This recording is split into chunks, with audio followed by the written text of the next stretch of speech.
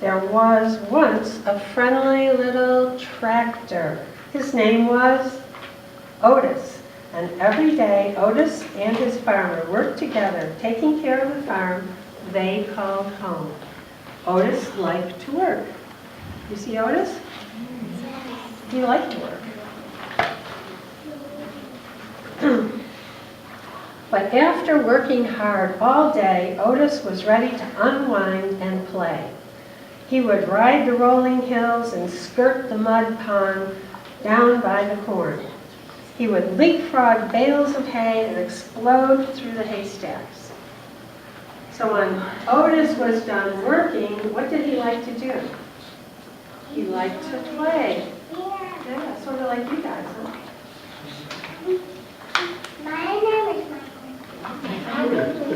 On occasion, he would chase a rabbit or play Ring Around the Rosie with the ducks to the sound of his steady put, puff, puttity chuck. I have a hard time saying that. And sometimes at the end of the day, he would just sit under the apple tree and watch the farm below.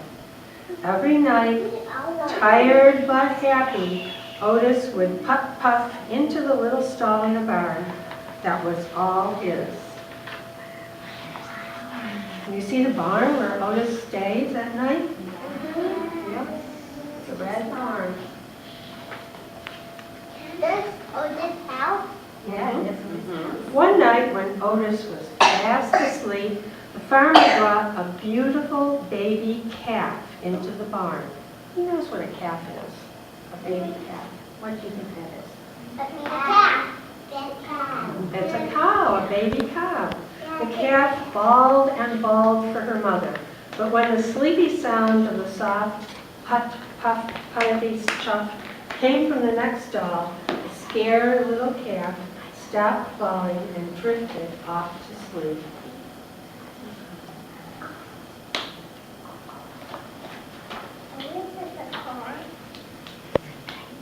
From that day on, the calf started following the little tractor wherever he went. Puff, puff, puppity chuff. She followed him over the rolling hills and down to the mud pond. She was right behind him, leapfrogging over the bales of hay.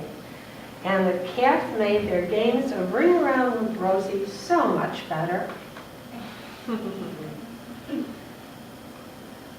I think they were becoming friends, don't you? I think so. Sometimes at the end of the day, the two of them would just sit together under the apple tree and watch the farm below. Otis loved his little calf, and the little calf loved Otis. Oops. Then one day, the farmer surprised everyone with a brand new yellow tractor. "Time to move out, Otis," said the farmer.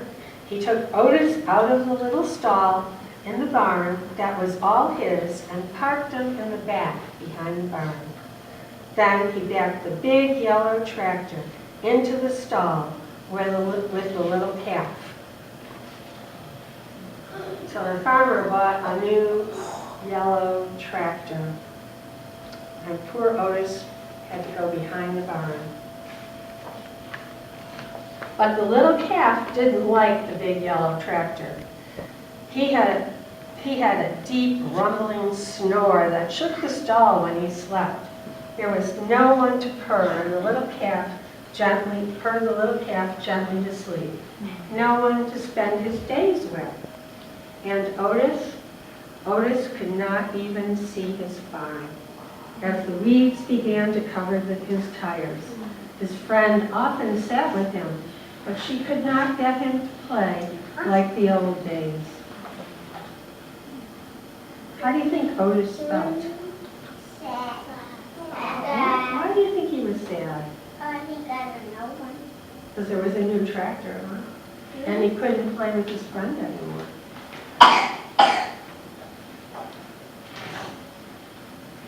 It was early summer when the farmer discovered a poster.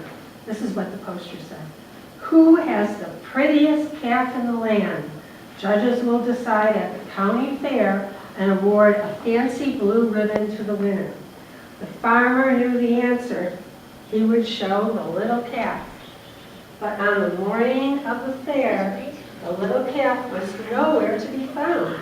She had wandered down to the mud pond by the cornfield to cool off.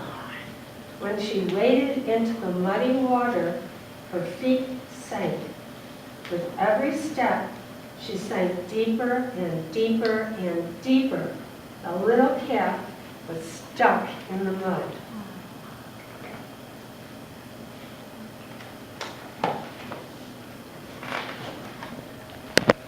Get the hands, the farmer shouted.